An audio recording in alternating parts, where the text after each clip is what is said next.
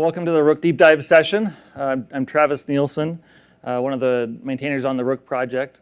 I've been with the project since it was originally created. A couple years ago, we open sourced it at KubeCon Seattle when it was a little bit smaller. It's amazing to see how much it's grown and the project has grown, and it's great to be a part of it. Earlier this year, I joined the Red Hat team to work with the Ceph team. All right, so what is Rook? So to get an idea of who's in the audience, so who all was able to make it to the intro to Rook a couple of days ago? So a lot of you, that's good. And Jared also, he's here, he gave it. And who has actually run Rook before in test or other cluster? All right, we got a lot of users, great. Good to see all of you here. And who's run it in production? Okay, yes, we do have a good collection of production or near production users. Tomorrow, okay. Perfect. Those are the stories I love to hear, that it's working for you, that production is ready for it. And earlier this year, well, September, we graduated to be a CNCF incubation project. Thanks to all of you, the community, and knowing that it's working in production. So what is Rook? As I've talked to people in the booth the last few days, I've kind of refined how I'm talking about it. And sort of the one-liner I came up with is, so it's open source, it's a storage control plane, and it's for Kubernetes.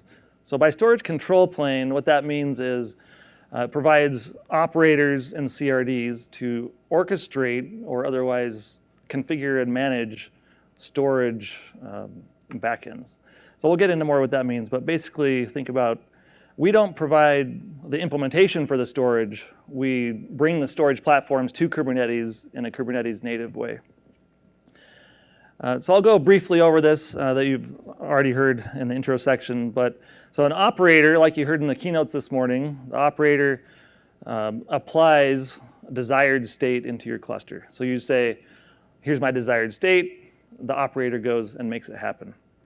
And the way you do that is with the CRDs. The CRDs are your standard Kubernetes YAML file. It looks like any other Kubernetes type, but Rook defines those CRDs that are specific to the storage providers. And so in addition to that, Rook really is more than operators and CRDs. So a framework, and this framework it's still in its youth, but we're evolving it to make it even easier for storage providers to join the Kubernetes native landscape. So testing efforts, anyway, all these things. There's a lot of very specific needs for each storage technology, and among those, automating deployment, bootstrapping, configuration, upgrading, migration, and every storage platform needs to do these if you're going to trust them with your data. So what are the storage providers in Rook today? So we have kind of what I'm thinking of as two categories of storage providers. We have those that provide the data platform itself, block, object, and file storage. So Ceph, Minio, NFS, and Nexenta, EdgeFS fall into that category. The databases then are CockroachDB and Cassandra, which might build on the other data platforms. So if you want to learn more about storage providers and adding them to Rook, Jared has a presentation this afternoon at 4:30. Come join that. He has new code running, I hear, that I haven't even seen yet. And then right after this session, we have a Meet the Maintainers at the main CNCF area in the booth hall. Okay, so for the deep dive, what I wanted to really spend the time on is Ceph so Ceph was the first storage provider that Rook really set out to orchestrate. Only recently have we been adding the others and creating this framework. So Ceph, so who's familiar with Ceph a little bit or more? Okay, a good portion of the crowd. Great, I don't need to explain the details of it. So Ceph has a number of daemons. They have to be orchestrated. They need to be running, and they need to be always running so that your data is available and safe. So the general orchestration approach we took for Rook was the operator, it's very familiar with what Ceph needs to do. So Ceph needs to create Cephx keys and we need to create a crush map. We need to do other things with placement groups. And if you've run Rook but not Ceph, hopefully you haven't had to hear about any of those terms because they're difficult to manage at the end of the day. So Rook takes care of those for you. The operator then, after it talks to Ceph, or while it's talking to Ceph, it's creating Kubernetes resources like deployments to manage the lifecycle of each Ceph daemon. Doing things like creating init containers to generate the ceph.conf, and then running the Ceph daemons directly with a version of Ceph that you want to run. And I'll talk more about that versioning here soon. And then the last thing that the operator does is it really manages the health of the system. If your Ceph mons go down, Kubernetes doesn't really know if they're really down. It only knows if the pod stops. So the operator does extra work to say, hey, are your Ceph mons in quorum? And if they're not, it'll take action to start up a new deployment and get a new mon running. Okay, so that's the approach. Configure your storage in a very storage provider specific way and keep it healthy. So what does a CRD look like? So in our release 0.9 that we just had a few days ago, we declared the Ceph CRDs as V1, so we're excited about that. That means that users are trusting it while it was in beta, in production even, and we're just excited that's going to keep rolling out. And that means they'll always be backward compatible, upgradable, and we believe that you can do what you need to with these. We'll be adding new features. That doesn't mean they're locked in place, but we'll be backward compatible always. So just to look at a few of these properties here in the CRD, data-dir host path here on the right.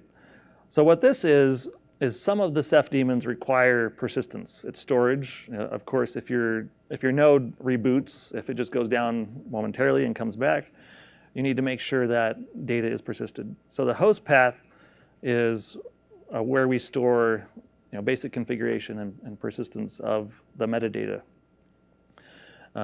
It can hold data as well, but the data is generally held on your raw block devices mounted on your local nodes. The Ceph version, let me skip over that one. I've got another slide for that. Settings for dashboard, do you want the Ceph dashboard enabled or not? And network, what kind of network are you running in? Do you need host network access, or are you running on a virtual network with the Kubernetes CNI? So the versioning. So in the latest release, one of the big changes we made is that Rook is no longer tied to a specific version of Ceph. So Rook was tied to Ceph 12.2, which was Luminous before this release. But now you can say, I want to run Rook v.9, 0.9, but I want to run Ceph Luminous or Ceph Mimic or Ceph Nautilus. And so the version of Ceph is independent of what Rook is running. This is very important because people care a lot about their data plane. They need to know it's safe, and the admins need to decide when they want to upgrade their data plane. So that's the purpose of that separation. So you can control when to upgrade the data plane. And so you can upgrade independently from Rook, and the support lifetime really then depends on the Ceph project, not on the Rook project for a specific version of Ceph. The images then that you can run for Ceph, they're just in the Ceph Docker Hub repo. And you can go to the link there and see what all tags are available. All right, so what are the differences? The operator actually behaves differently between each of these versions of Ceph. So in Luminous, these are the main examples right now, and over time, these differences could grow in implementation. So right now with Luminous, the operator will start up the Ceph dashboard running on port 80. It's a read-only dashboard. It doesn't need anything special. or less special. In Mimic, then now it's a configurable, more feature-rich dashboard in Ceph. It needs to run on HTTPS, so Rook will generate a self-signed cert on your behalf and generate an admin password and store it somewhere safe for you so that you can have a working dashboard right when you launch. And then in Nautilus, which is still pre-release, it's it's planned to be released maybe in the next couple of months. Rook will allow you to run it, but you just need this flag to say allow unsupported true. And then we'll do things like enable the new orchestrator manager modules, which have a plugin model and work with the dashboard. Anyway, we don't have time to go into that. So in 0.9, the upgrades of Rook are mostly automated now. It's a lot easier than 0.8. Who in the past has upgraded a Rook release? A few of you probably, okay. We have a big long guide, a lot of manual steps. Those manual steps are much shorter now. There's really just a couple of manual steps. And I'll get into a demo of what the upgrades look like now. So it's really about the operator managing that complexity to you for you, because if you have to manage anything manually, it's bound to fail, and then your data is at risk. So what does it look like to upgrade Rook? So you tell, with this command at the bottom of the screen here, you can tell Rook what version you want to run. It's really just the image of the Rook operator that's running.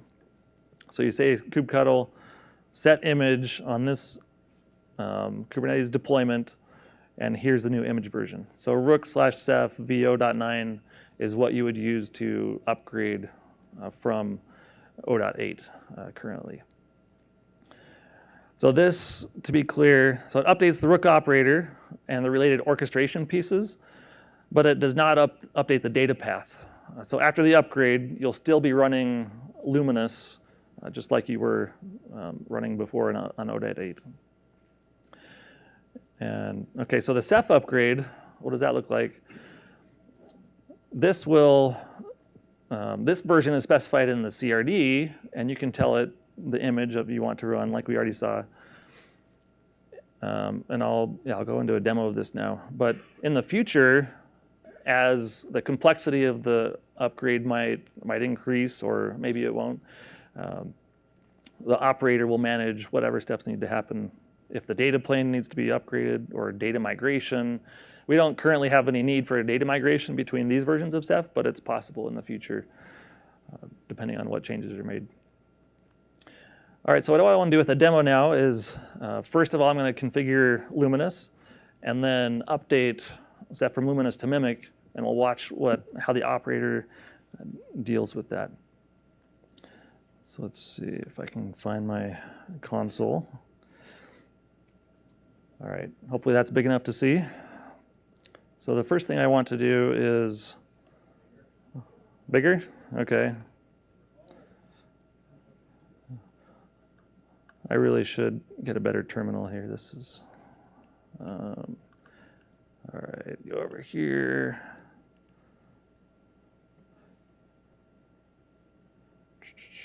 I shouldn't be doing window management during a demo. All right. To do a demo efficiently, I thought I better keep using my same aliases I always use. So let me just show you those real quick so you're not totally confused about what I'm doing. So here are my aliases: K for kubectl, KN to do it in the Rook namespace, and etc. A command to look at the operator log. All right, so that's what I'm running. All right, so let's start the operator first. So I have my v0.9 manifest here. So I'm going to say create the operator. And before I hit go on that, I wanted to show down here what resources are running. So no pods are running yet for the operator. So after I hit go on that, it's going to create a namespace for the operator, and then it's going to start the operator deployment. We should see a pod any moment here. After the operator itself starts, it starts up a couple of other daemons that need to run on each node. There's the agent, which manages mounting the storage from your PVCs with our Flex driver, and in the future that will be moving to CSI. The discovery pod, this one discovers, hey, what storage devices do I have on each node in the system? Make sure I discover it, and then the operator can reconcile what it's going to configure on each node. Okay, so the operator's running. Nothing new here from the intro. So let me run the cluster. And I'm going to show the other namespace. So we have two namespaces. One's for the operator and one's for the cluster. So this is starting up the Ceph cluster. The first thing it does is it detects what version of Ceph you want. So it should have detected Luminous. And it's going to start creating CephX keys, store them in Kubernetes secrets. And any moment now, we should see the first mon pod. There we go. So each mon is going to go through. You see it's in the init stage. So it's going through these init containers as part of that pod definition that Rook generated. And then finally, each mon started one at a time. Make sure it's in quorum before you go to the next one. So after it gets through the mons, then it will start up the Ceph manager, which is where the dashboard and the Prometheus modules are running. And then it'll get to the OSDs. So with the OSDs, we get this prepare pod you see here at the bottom. So this one, it goes out to the node and it says, okay, you told me to configure these devices on this node. And for my configuration, I just told it, configure all devices, just whatever you find consume. So what it should be doing is it found 3 devices, SDA, SDB, SDC, I think they are. And then it tells Ceph, hey, configure each of these devices with OSDs. And after those OSDs are configured, it goes back to the operator and says, okay, I'm done. Now go ahead and start a pod for each one of these devices. And now we see those being created so that each OSD can run independently, and if one pod fails, it doesn't affect other OSDs running on the same node. All right, so we have the basic cluster up and running. And to show, I guess we're on Luminous, what I want to do is bring up the dashboard. So to expose the dashboard on my Mac host, I've just got to open up a node port into the Minikube VM. So I need to create a dashboard on HTTP. So since Luminous is on HTTP, now let me get the port that's on and the Minikube IP. And then I'll go to my browser. Okay, so here's the IP, and the port the dashboard is running on is 31374. Whoops. So that's from a previous run through. Okay, so we're on this IP with 31374, same port. Okay, so here is the Ceph dashboard running on Luminous. So it's read only. We can't do a lot with it. All right, it's running. So now let's go ahead and update to Mimic. I don't like this dashboard. I want the latest and greatest dashboard. So now I will go into here, and so in the Rook namespace, I'm going to edit the Ceph cluster, Rook Ceph. So the Ceph cluster CRD called Rook Ceph. So it opens me up in this little editor, and we see the image. So this is the image currently specified, and I'm going to change this to v13. Just to make it simple, I'll use the top level tag.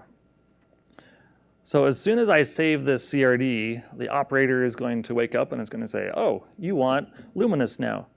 Sorry, you had Luminous, now you want Mimic. I'm going to go through and update each of your daemons that are running and any additional configuration that's needed for that version. For example, running the Mimic dashboard as a secure site now. So let me save this, and we'll see what starts happening on the bottom with those pods. Okay, so immediately we see a pod that says, I'm going to detect the version. It's already done. It detected Mimic. And now it's going through the mons. The mons are always first to get updated. One mon at a time, update it to Mimic. So while that's going, I'm going to look at what's happened with the mon. So describing the mon, if I look at the image that's running, so now this mon that I picked to describe its pod for, it's running v13.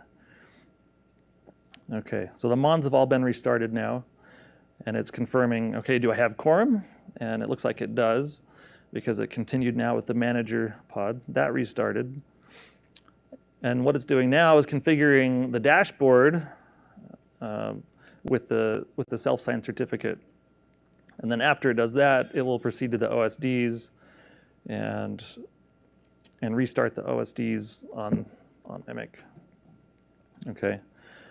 So the OSDs will be restarted one by one to reduce any disruption from restarting services. Okay, so now to make sure we have Mimic running, what I want to do is start at the dashboard. So it's on HTTPS now, so I have a separate service I need to create so my laptop can look at it in the browser. So dashboard, HTTPS.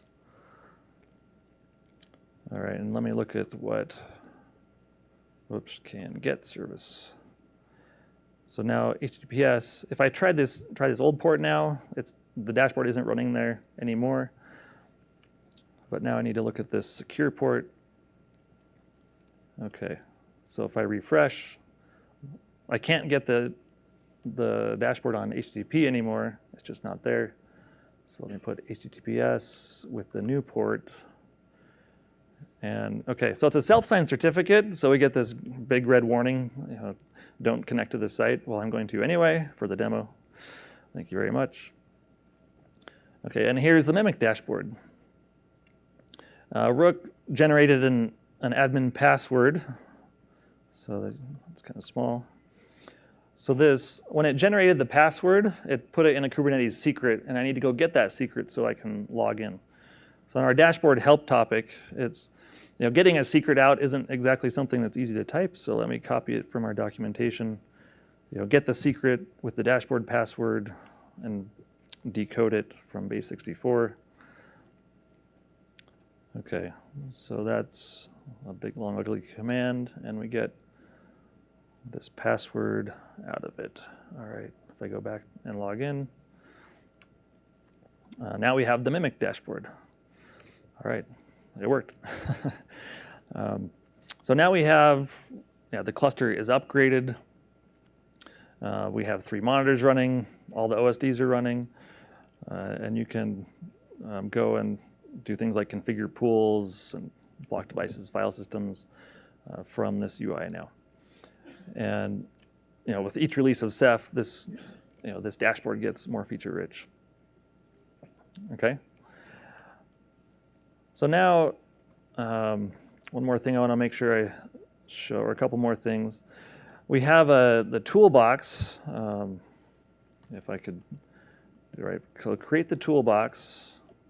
And so what the toolbox pod is just a convenient place to run Ceph commands. So I'm going to connect to this and just show you how simple it is to look at the Ceph status. So connect to this. We're inside the toolbox now, which knows how to talk to Ceph. So I say, hey, Ceph, give me the status. And we already saw in the dashboard, we had the mons and everything running. And I've got an error I need to investigate after this, but the cluster is all running. All right, great. So what happens with persistence now on the host? So remember how we put the persisted configuration in varlib rook? So let me just connect. So I'm going to SSH into my Minikube VM and just show you basically what's inside the host path. Okay, so if I go into varlib rook, I see a directory for each of the mons. Now, I only have one node here, which isn't a terribly interesting cluster, so they're all on the same node. In any production environment, the mons would need to be on different nodes, and the OSDs, whatever devices you have there. So what's in the mon directory is not terribly interesting, but you see there's a data directory which persists the important mon data. And same thing for OSDs. So OSDs are a little more interesting, where the OSDs are what's holding your data behind the scenes. And I've configured BlueStore on top of the device. So Rook created partitions for the data. So the block has a symlink over to that partition for the data, the BlueStore database, and the BlueStore write-ahead log, and other basic config. So that's in a nutshell where your data is stored. All right, so let me go back to the slides now and move on. So there's a lot of options in the CRD that we're running out of time on already to talk about. But mons, at the end of the day, you need to have an odd number of them, and you need to control, are they on separate nodes? So usually 3 mons is the default. It's tolerant of a single failure. Place them on unique nodes. Majority is always necessary for them. I'm going to skip over this. We've already talked about their basic orchestration and how we need to maintain quorum. One thing I want to do is, if a mon dies, let's see how the operator recovers that. So if I go back over here, I'm just going to delete one of the mon deployments. It's OK, delete, deploy, rook, ceph, mon, a. All right, so you're going to see that pod go away now. And at this point, the mon is going to be out of quorum really quickly. The operator does its health checks periodically. I turned the frequency down for the demo. So within the next 15 to 30 seconds, we should see the operator noticing the mon is gone and bring up a new one. So if I look at the operator log, we probably see that, yep, okay, A is not in quorum, and it's going to wait a little bit. Is this just a network glitch? Is this something that I need to recover? By default, the operator will wait 5 minutes before it starts up a new one. But yeah, we should see really soon another one starting now. And here it is. So it decided, yep, it's dead. It starts up mon D, and now we should see quorum again. And if I went back to the dashboard, I should be able to see the new mons. So, okay, it's still starting up. The dashboard isn't aware of it yet. Okay, so it's coming. It should refresh itself momentarily. All right, let me come back to this in just a minute and make sure that succeeded. But the new mon came up. The old one was taken out of the quorum. So OSDs, there are a lot of ways to configure your storage devices. How do I tell Rook to go consume my devices on my heterogeneous environment? Everybody has very specific needs for how they run it. But overall, what Rook does, it schedules a job on each node and then creates a deployment for each OSD. When new nodes and devices are added to the cluster, Rook can also add those to the cluster, although currently it does require an operator restart to pick those up, usually. All right. So there's different modes for selecting OSDs. So the first mode that I was using is automatic selection, where on the right here, I just said use all nodes, use all devices. Just let Rook go find everything and configure it for me. That's easy. But I might not want Rook to do everything. So the next option is, well, the kind of the other end of the spectrum. Be as prescriptive as you want to be. So don't use all devices or nodes. Set those to false. Now you can go set which nodes and which devices by name do you want to configure. And Rook will only go configure OSDs on those devices. Now that can get a little tedious. Specifying all those in a big cluster would be very difficult. So next mode is filtering. So if you filter the devices, you can use a regular expression here with the device filter. So right now it'll say all nodes, use a device filter, and go set those. Those weren't very Kubernetes native, so the Kubernetes native way to do a similar thing is to use node labels. So you can set a label on a node. So in this example, we've got role equals storage node. And then in the CRD, you can use this placement then that says, hey, for OSDs, or only place OSDs on nodes that have this label that says role equals storage node. It's a bit of a big YAML snippet, but that will allow you to place the services there for OSDs.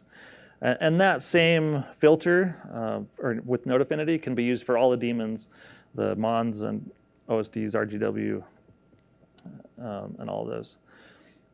That's more Kubernetes native. All right. So the next option we've got is sort of a performance optimization. So some people have, they've got a high performance, they've got SSDs or NVMEs, just one or two of those on a node, and then a whole bunch of spinning disks. So the way you can configure that is you tell Rook, hey, my metadata device, whoops, let me go back. My metadata device is this NVMe 01. And then pick up all the other devices like SD star and put the data on those. But yeah, this gives me a higher performance cluster with Ceph. Put the blue store write-ahead log and database on one high performance device. Put the data somewhere else on the spinning disks. And one more option is if you really have high performance clusters, you've got all NVMe devices, which would be pretty nice. I want one of those someday. NVMEs are so fast that you can actually put multiple OSDs on the same NVMe device. So there's this new setting, OSDs per device, to put say 5 on the same one, so you can have your high performance data. Okay. So another new feature we've got is RBD mirroring that was we just exposed. Well, it's been around for a while in Ceph, but 0.9 exposes this. So let me go back to the demo and where to go?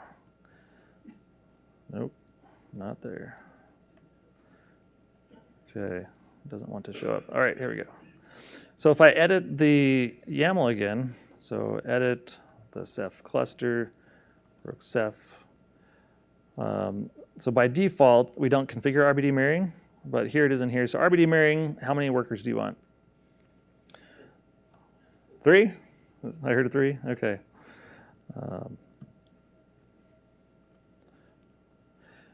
So it's done. So momentarily, we should see some new RBD mirroring pods show up on the bottom half. To actually go mirror anything, RBD mirroring is about replicating your data to another cluster. It does require more configuration in the Ceph, at the Ceph layer. So you go into the toolbox and you tell Ceph which images you want to orchestrate. And all right, any moment, I'm waiting for them to show up at the bottom there. And we can look at the operator log to see what it's doing. And it's thinking for a little bit. All right, but it always stays in a reconciliation loop. It will come back and make sure it happens. Sometimes it just takes a minute or two. All right, I think we're getting close to out of time. So RGW, this is what the CRD looks like. You say, create me an object store use replication or erasure coding to make that happen. Ceph-FS, same sort of thing. There's a CRD, you create it, and the operator makes it happen. I wish we had more time. The agent, I'll just skip over this. So how to get involved? Go to our GitHub. We've got a Slack with an active community. Love to hear your questions. Make sure your issues are getting fixed. Always welcoming new contributions. Community meetings are every other Tuesday. Look forward to having you in those calls. And I think that's it. Oh, and it disappeared. Okay.